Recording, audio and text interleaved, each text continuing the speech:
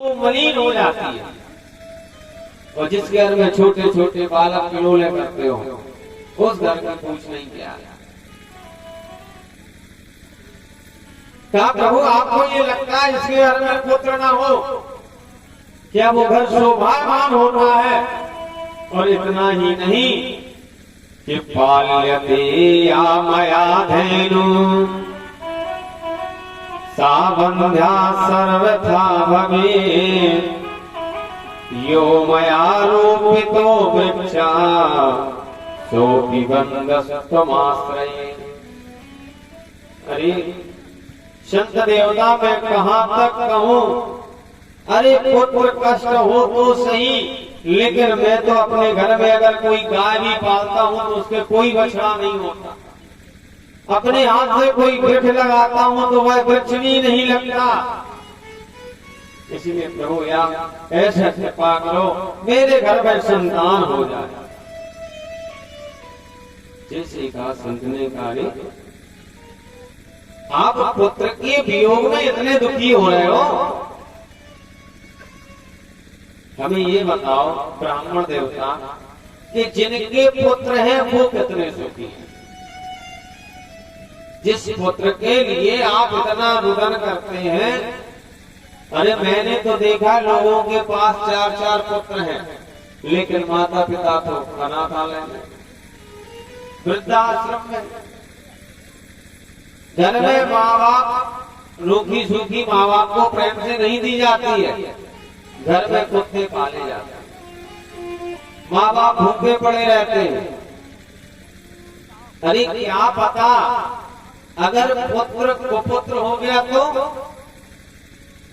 ये जरूरी नहीं जिस कामना से आप पुत्र चाहते हो कि हमारे मरने के बाद हमारी कपाल क्रिया करेगा जिससे हमारी मुक्ति होगी।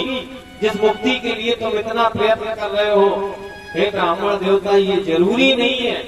इसलिए मैं तो तुमसे यही कहता हूं कि मुंच ज्ञानम प्रजारूपम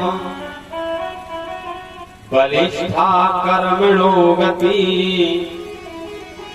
विवेकंतो समासाध्य त्यज संसार वासनम।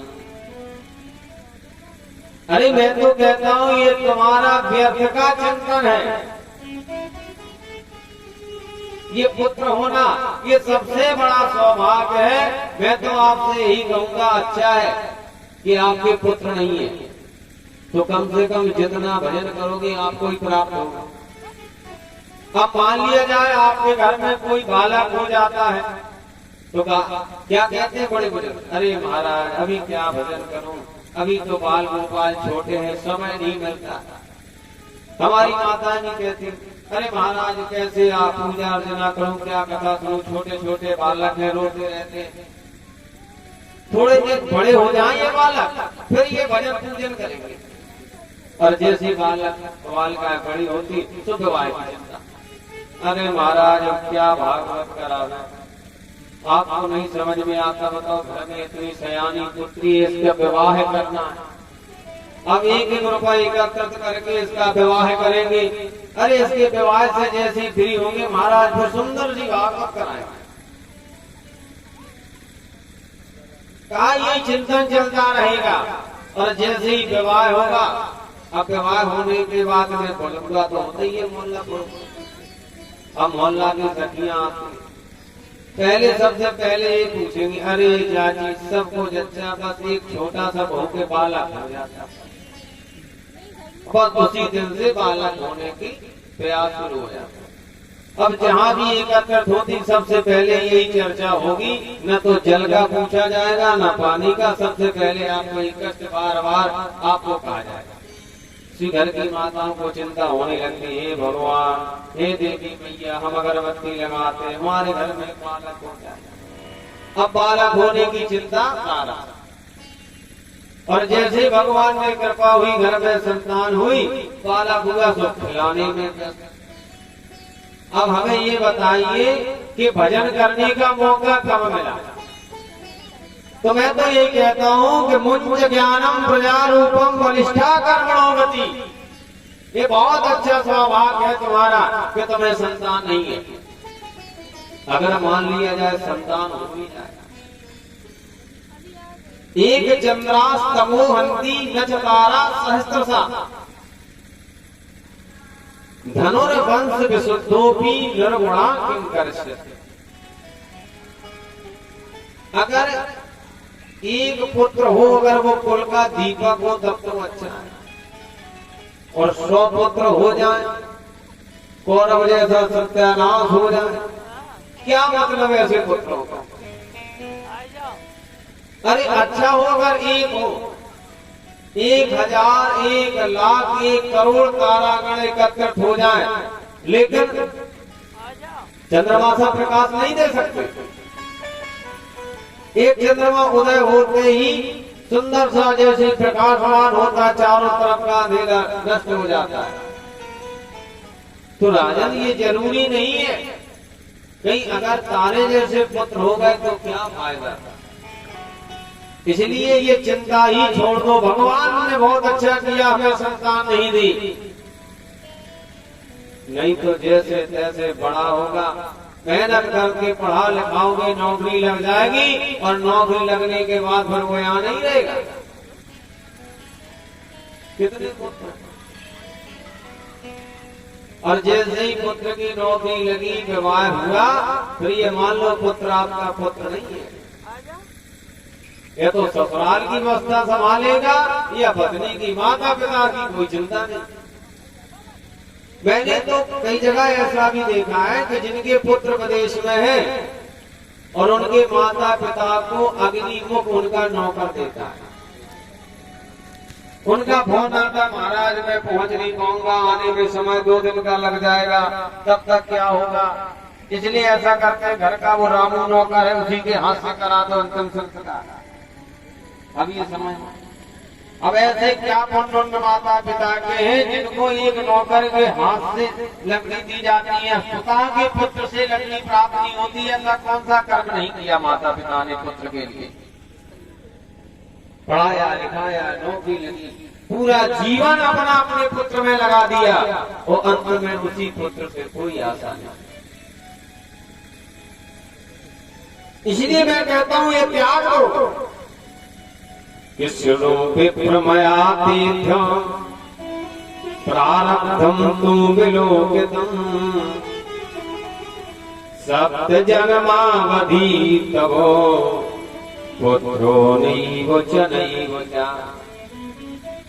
अरे ब्राह्मण देवता, मैंने आपका सब कुछ समझ लिया, मैं तुमसे ये कहता हूँ कि प्रभु ये भगवान का भजन करो, तुम्हारे 7 जन्मों तक कोई पुत्र नहीं वो पुत्री बा, न तो तुम्हें 7 जन्म तक कोई पुत्र है और ना ही पुत्री। इसलिए तुम भगवान के चरणों का आश्रय लो। जैसे ही कहा, अब तो आत्मदेव जी संत जी के चरणों में गिर करके पुनः रुदन करने लगते, पैर पकड़ लेते, महाराज अगर मुझे आज आपने आशीर्वाद नहीं दिया तो मैं आपके सामने इसी कुएं में कूद करके प्राणांत कर दूंगा और आपको ब्रह्म हत्या लगेगी। क्योंकि आपके सामने अगर मैंने प्राण त्याग दिया तो ब्रह्म हत्या आपको लग जाएगी। इसलिए अगर आप इससे बचना चाहते हो तो मुझे आशीर्वाद दो। आत्मदेव जी ने ऐसा क्यों कहा? आत्मदेव ने इसलिए कहा कि आज कोई साधारण संत नहीं, ये साक्षात भगवान आए हैं जिन्होंने मेरे 7 जन्मों का देख लिया। अरे महाराज, मैंने तो वेद पुराणों में पढ़ा है कि अगर संत वाणी कभी गुस्सा नहीं होती, अगर संत ने आशीर्वाद दे दिया, संत के सामने तो परमात्मा झुकता है। इसलिए मुझे ये विश्वास है आप मुझे आशीर्वाद देंगे। फिर से कहा, अब तो काफी संत ने आत्मदेव जी को समझाया। जब आत्मदेव जी पुत्र मोह में इतने ग्रसित हैं कि संत जी का आत्मज्ञान समझ में नहीं आता।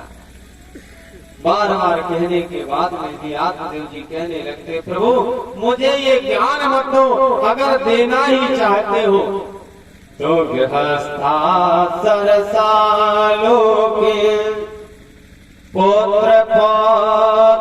समन्विता। हे प्रभु गृहस्थ सरसाल। अरे आप तो संत हो, आपको क्या पता है कि गृहस्थ में क्या सुख है?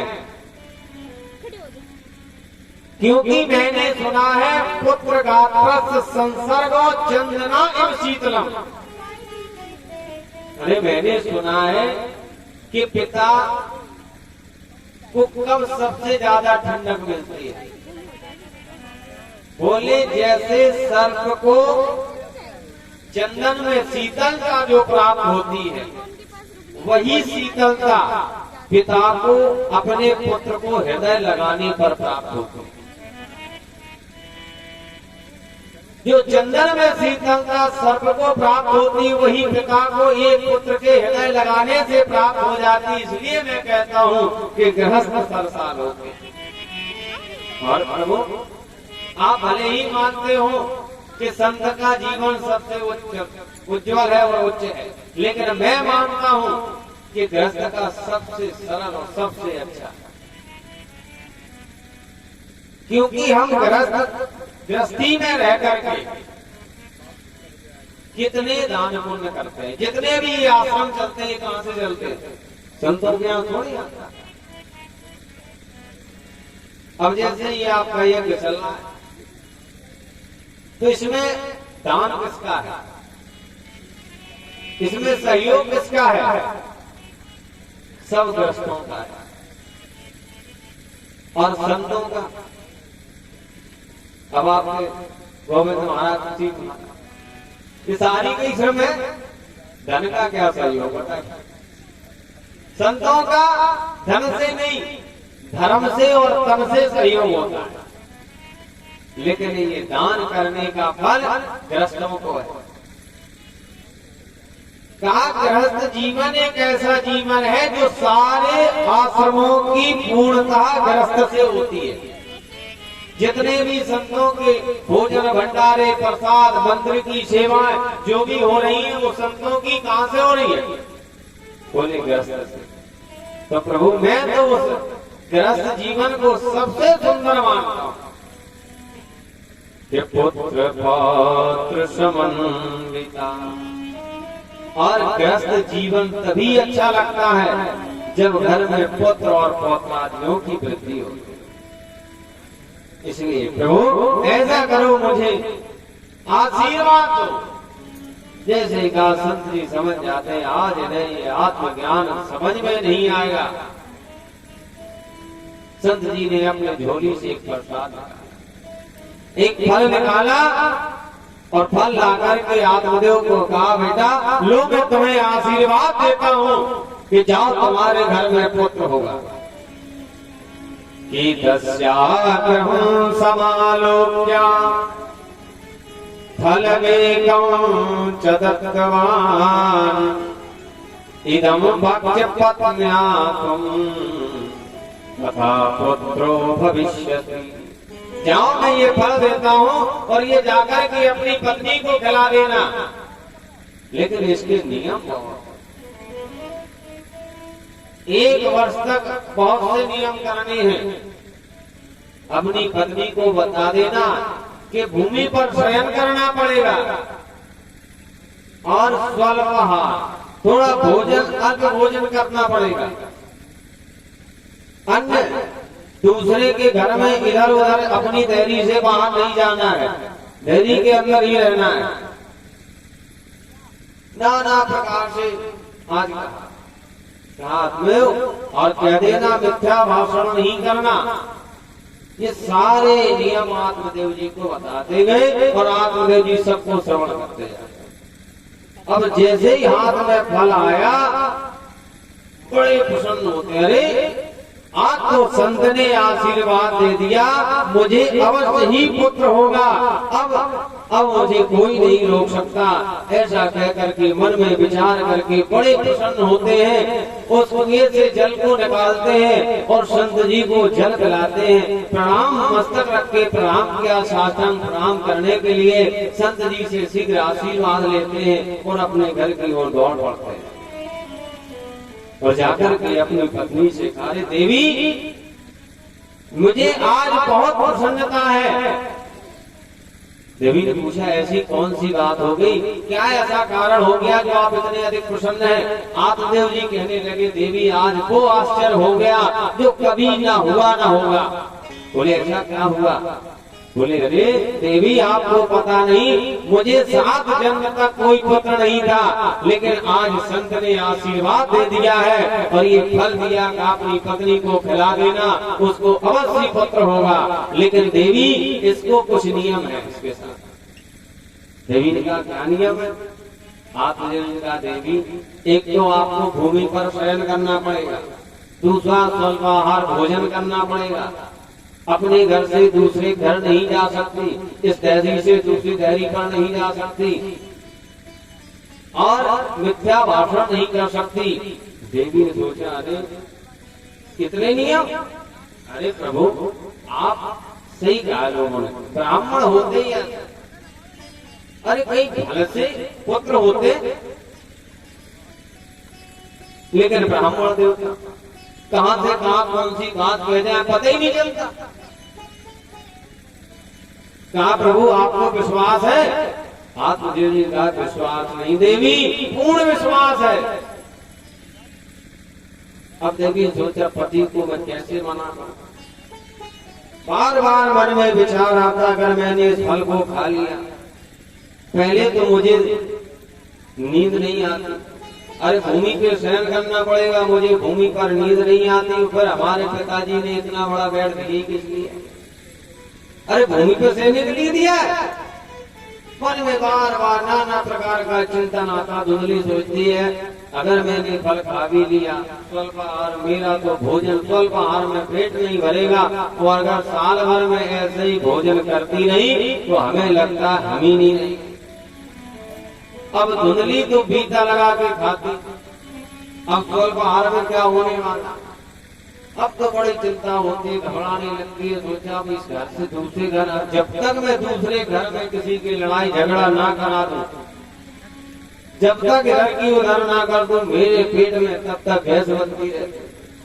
अब मैं क्या करूंगी मुझे समझ में नहीं आता, और मुझे तो नहीं लगता है कि फल खाने से कोई संतान होगी। इसलिए क्या करें हे प्रभु, कोई युक्ति बताओ। उसी समय आज धुंधली की बहन आती है, और जैसे ही आती है धुंधली इधर से उधर, उधर से इधर, इस कमरे से उस कमरे में टहलती दिखाई देती है। उसने आवाज दी, अरे जैसी आवाज सुनाई देता सोचा कोई आ गया, दौड़ करके दरवाजे पे खड़ी हो जाती है, और जैसी देखा रे बहन आई है, तुरंत गले से लगाया, और जैसी गले से लगाया अंदर लेकर के जाती। बहन ने पूछा क्या बात है, तुम इतना घबराई हुई क्यों लगती हो, क्या कारण है? जैसे कहा धुंधली ने कहा अरे तू सही आ जा, अरे अगर तुम आज नहीं आती तो मुझे लगता है मैं यही सोच सोच के मेरे प्राणांत हो जाते। उसने कहा क्या बात होगी, कारण बताओ। जैसे कार्य बताना है, अरे हमारे पति देव किसी संत के चक्कर में फंस गए, किसी संत ने उल्लू बना दिया, एक फल दे दिया, कहा जाओ अपनी पत्नी को खिला देना तुम्हारे संतान हो जाएगी। अब मैं बड़े परेशान हूँ, और बहुत सारे तो नियम बता दिए, मैं कैसे उन नियमों को पालन करूंगी? सारे नियम अपनी बहन को सुना दिए। जैसे नियम सुनाती है, बहन कहने लगी अरे तो इसमें क्या हुआ? अरे ऐसे तो फल से कोई पुत्र तो नहीं होते, ये तुम्हारे स्वामी है अंधविश्वासी, और आजकल ऐसी सखियां ज्यादा है। हमने देखा अभी बागेश्वर का भी आता है, तमाम गोपियां डाल देती है अपनी अपनी उनका लेकर के अंधविश्वास है, पूजा पाठ अंधविश्वास है, ये जो कर रहे हैं वो अच्छा नहीं है, हम जो कर रहे हैं वो अच्छा है। यानी आज वही धुंधली वाली ज्यादा है। तो कैसे आज चिंतन करते हैं, अपनी सखी को बताया देवी चिंता मत करो, अरे फल से कई पुत्र होते हैं, साधु संतों के चक्कर में मत पड़ो। एक काम करो, दोनों का परीक्षण हो जाएगा, इस फल को ले जाओ और गाय को खिला दो। गाय को कोई बछड़ा होता नहीं, अगर गाय को बछड़ा हो गया तो समझ लो ये फल एकदम सही है। और तुम्हें पुत्र चाहिए, तुम्हें कोई भी नियम नहीं करना, भोजन पर्याप्त भोजन करो, आराम से लेटो सो। लेकिन मैं एक उपाय बता देती हूँ। देखो तुम्हारे घर में ब्राह्मण देवता बहुत सा धन मिलता है जवानों के यहाँ, बहुत से राजा महाराजा के यहाँ पूजा पाठ करने जाते हैं तो बहुत सा धन देते हैं। और हमारे पास धन का अभाव है, हमारे पास पुत्र अधिक है और आपके पास धन अधिक है। इसलिए एक काम कर लो, विनिमय कर लो। अभी हमारे घर में है, आप तो अपने पति के सामने नाटक करने लग जाओ कि हमारे गर्भ है, और जैसे ही ये हमारा गर्भ पूर्ण होगा मैं लाकर के अपना पुत्र तुझे दे दूंगी और तू बता देना ये मेरे पुत्र का, और उसके बदले में मुझे धन की आवश्यकता, तो मुझे धन दे। इतनी अच्छी बात, अरे तू धन की बात कल की करती, मैं तुझे आज ही धन दे देती हूँ। और सखी को धन लुटा दिया। अब तो युवती बता दी, पेट में कपड़ा बांध करके धुंधली रहने लगती है। धीरे धीरे अब धुंधली जैसे पतिदेव आते हैं, जोर जोर से सांसें लेती है, नाना प्रकार से नाटक करती है। आत्मदेवी समझ जाते, बड़े प्रसन्न होते, माला लेकर के बैठ जाते हैं, हे भगवान हमारे घर में संतान हो रही, बड़े प्रसन्न आत्मदेव। अब तो धुंधली प्रेम से भोजन करती, आराम से करती, पर सोती, कोई भी नियम नहीं, और फल जाकर के गाय को खिलाया। और जैसी गाय को खिलाया, शनै शनै इधर सखी का गर्भ पूर्ण होता है, वो अपने पुत्र को ला करके आत्मदेव जी की पत्नी को दे देती है। आत्मदेव जी की पत्नी आवाज लगाने लगती है, जोर जोर से सखियां दौड़ करके आती, देवी क्या हुआ? बोले पुत्र हुआ है, पुत्र हुआ। जैसे आत्मदेव को पता चलता है, आत्मदेव जी नाचना प्रारंभ कर देते हैं। अरे घर में ढोल नगाड़े बजने लगते, उत्सव मनाए जाने लगते हैं। अब तो चारों तरफ आनंद ही आनंद दिखाई देता है। अब धीरे धीरे जैसे बालक के जन्मोत्सव के सारे कार्यक्रम पूर्ण होते हैं, सदैव सदैव समय आता है। कुछ 9 दिन बाद उस गाय को भी एक पुत्र उत्पन्न होता है। और जैसी गाय को गर्भ होता है, पुत्र उत्पन्न होता है, सारा शरीर पुरुष जैसा है, लेकिन कान गाय के जैसे।